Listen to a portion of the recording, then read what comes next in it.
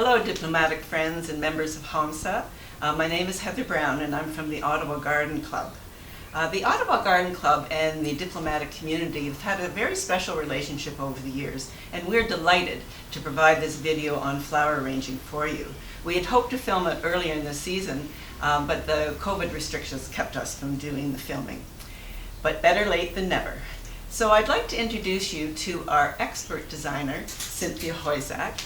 And in fact, she does all the arrangements for our special events. And today she's going to do several arrangements for you. As you will soon learn, Cynthia is passionate about design, and she loves using natural elements and just simple found objects to create absolutely exquisite arrangements. So Cynthia, welcome, and over to you. Oh, well, thank you, Heather. And well, ladies, I love hostas. What can I say? I don't know how many I have in my garden, but I don't know, I think last count was probably around 35 or more. And so they're all different, and they're in no set order or anything. So I have blue mixed with stripes, and I have all sorts, and they all grow together. So anyway, so hostas are great. And also, they're very easy to care for, and also I like the architectural element of them. So I just thought I would show you how wonderful it is to use hostas from your garden or a neighbor, if she has some, and just one other flower. I have roses for you today, but you might have some other plants or flowers in your garden that you would use. And coming up shortly are all the peonies, so they would also work beautifully in these very simple arrangements. So I'm going to start with these vases that I have. I got these at HOMSA, and they're these faces. And I have two of them. So really, they don't need anything else other than a bunch of hostas in them. So I like to start out with nice big hostas on the outside, and then work my way in with smaller ones. So I have a whole assortment here for the garden. Here are some little ones. I even have little tiny miniature hostas, which are too tiny, for this type of an arrangement. But anyway, you get the idea, and you really should just keep piling them in as much as you can. And how do you like that lady with her new hairdo? So that's one arrangement, just very simple like that. And if you felt you wanted some color or whatever, then you can always pop in a rose or a nice big peony.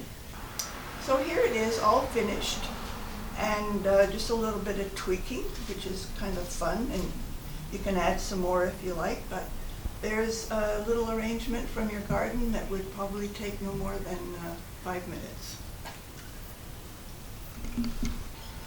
Well, here we are now for a second arrangement using hostas. And in this case, I have a beautiful glass dish. So there's a bit of water in here, and all I'm going to do is lay in a whole bunch of hosta leaves. It's a shame that some of it is going to be covered, but it is just to show you how you can do a nice low arrangement. So all the ends are all sitting in the water.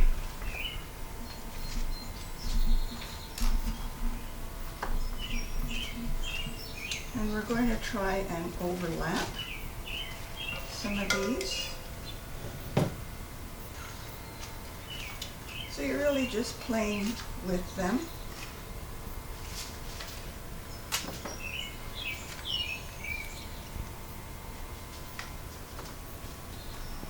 And then what goes in the center is chicken wire.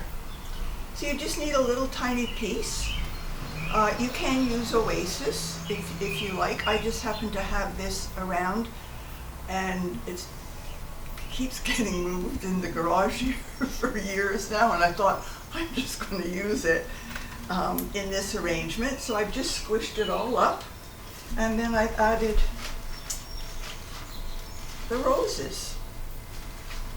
And there you have a really nice low arrangement. But that's to give you an idea of what you can do with just a plate and maybe around 6 roses. So say you want something that is high. So I have another vase. I'm just going to plunk it like that. And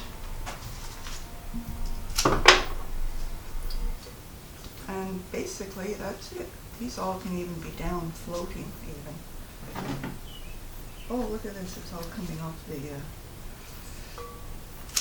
let's put these in so that they look.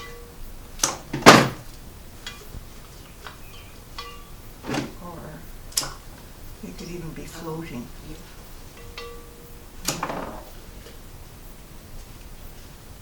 They'd look better. Like that. There you go. So there's another arrangement with just hostas and roses. And it's really quite a big one too, actually, when you come to think of it.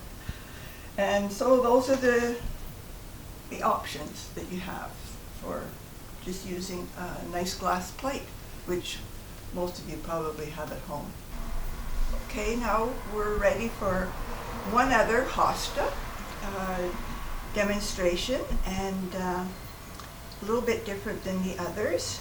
So again, this container is from Value Village, and so I've used it for candles, nice pillar candle in there, and that's worked nicely. But for this, I thought I would fill it with what are called brocchi-toni. And they are these beads. They're like a clay. Now they come in all different colors. Some garden centers carry them, and I also have a black here, and I use those. Now you don't, if you can't get brocchi-tonis, then you could use a bag of stones that you can get at Canadian Tire, but the best places are Dollarama and Dollar Tree. You'll get a nice little bag, 2 or 3 for nothing, nice assortment of colors. So why I like putting an item in and not leave, because I don't like to see the stems. So they're hidden. I once did an arrangement in tall glass vases, and I used golf balls. And then just 1 or 2 flowers in 1 rose, and it was perfect. I just filled the vase with water with all these golf balls, and it was for an occasion, concerning golf. And so whatever is your fancy, just place those in there. And maybe I'll put in the center this kind, something that has a bit more flair, and bring this one up.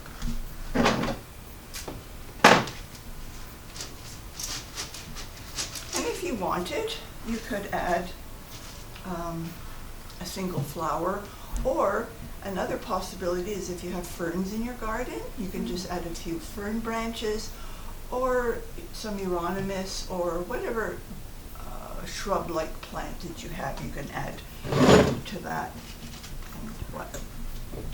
So instead of just doing this all by itself, because the brocchi-toni is the same color as this pot, I thought, and I have a few of these, but I'll just, do one of them, to show you. And so just a simple pot.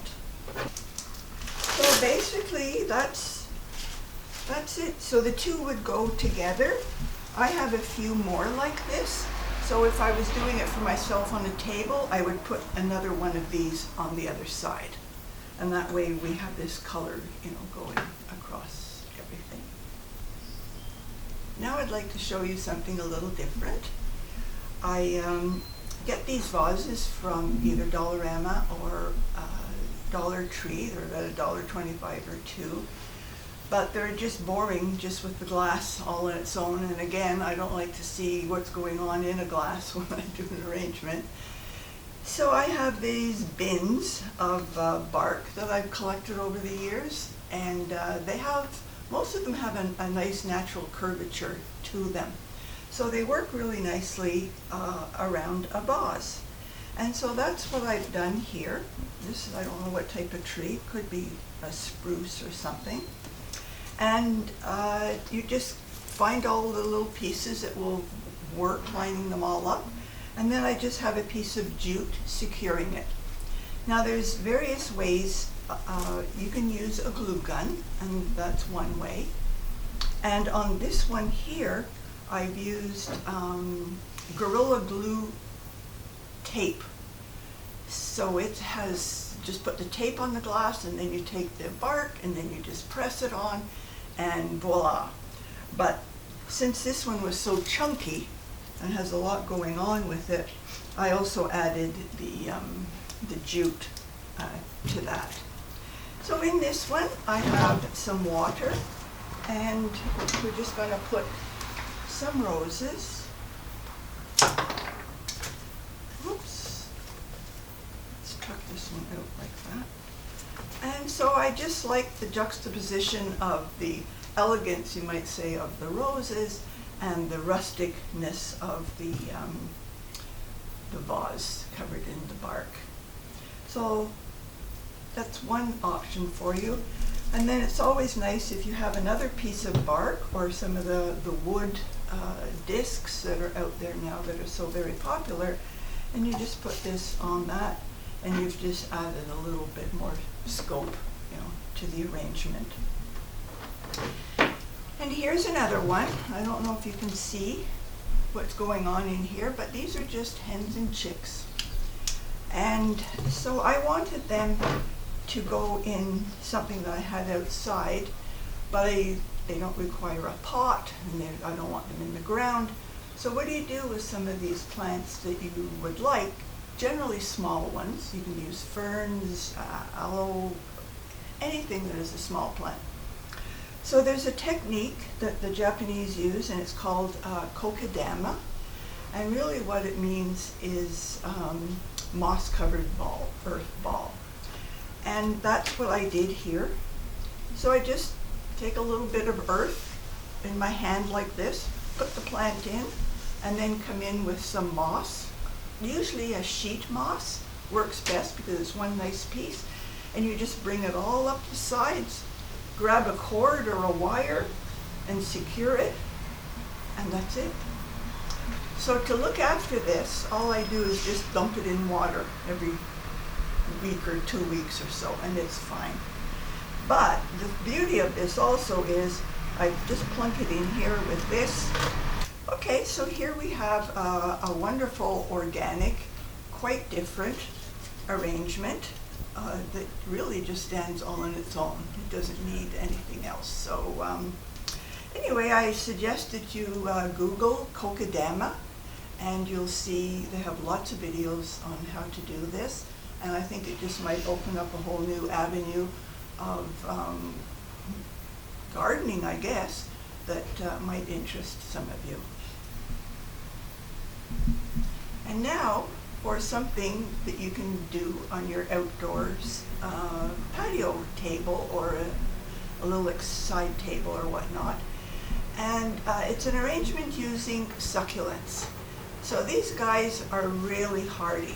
I keep mine out even all winter, and they come back again in the spring, a little bit worse for wear, but then I just pluck them out and then set them back in some new earth with maybe some other plant to accessorize with it, and we're good to go. So mainly it's succulents or a little ground cover that I use, and all you need is about 3 plants. In this case, I actually only have 2. I have hens and chicks, and these are actually left over from last year, and they've got all these wonderful little babies. There's a collar around it, which I really like. And then there's this little interesting succulent, I guess, that I love the color of, and I got that this year, and I just added that. So there's just some loose earth in that. I did use cacti and succulent earth in that. There is a hole in this, and then of course I have some slate, and there's even fossils embedded in this, and then a rock. It just needs some type of dimension other than just the plants themselves. And this is done in a hypertufa, which is a man-made substance. It's not available everywhere, but the option you have in case you can't find hypertufas, or if you really wanted, you could go on YouTube and learn how to make them yourself. But any other piece of pottery would look wonderful. And if you don't like the color, because a lot of the pottery is in this reddish terracotta color, then I have no problem with a spray can to whatever color you desire. So here I have some more possibilities of items that I found again at a thrift store. And I just, when I see any type of candle holders, I just pick them up. So I have a piece of oasis here that's just cut into the round. It's flat on the bottom. And so I just put a nice arrangement of the roses in that. So we have an arrangement here of 3 different items, but they all tie into each other because they're all black candle holders. Bonjour, hello everyone.